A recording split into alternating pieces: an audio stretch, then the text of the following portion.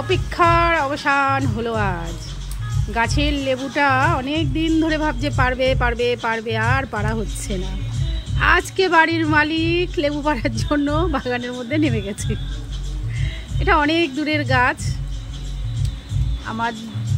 ওনার শালা বউ এনেছে গাছটা, উনি লাগিয়েছে। তাই বলেছিলাম যদি লেবু হয় প্রথম তো তোমাদের দুজনের জন্য দুটো, একজন বাড়িতে নেই তাহলে এখন এটা ইনি খাক, পরেরটা ওনার শালা বউর জন্য। আচ্ছা এটা কী লেবু গো? কী লেবু এটা দেখি? এই দেখো লেবুর সাইজ, গন্ধরাজ লেবু, যা সেন্ট। এটা যদি ডালের সঙ্গে ভাত মাখা যায় না আর কিচ্ছু লাগে না, এটা দিয়েই পুরো ভাত খাওয়া যায়। মানে আমি হাতে নিয়েছি, আমার হাতটাই যেন গন্ধে ভরে গেছে। এই লেবুটার জন্য অনেক দিন ধরে অপেক্ষা ছিল, পারবে পারবে করে আর পারা হয় না। ও বাড়িতেও থাকে না, পারাও হয় না। আর ওর মামি বাড়িতে নেই, আসলে পর আর একটা আছে, ওর মামিকে দেওয়া হবে।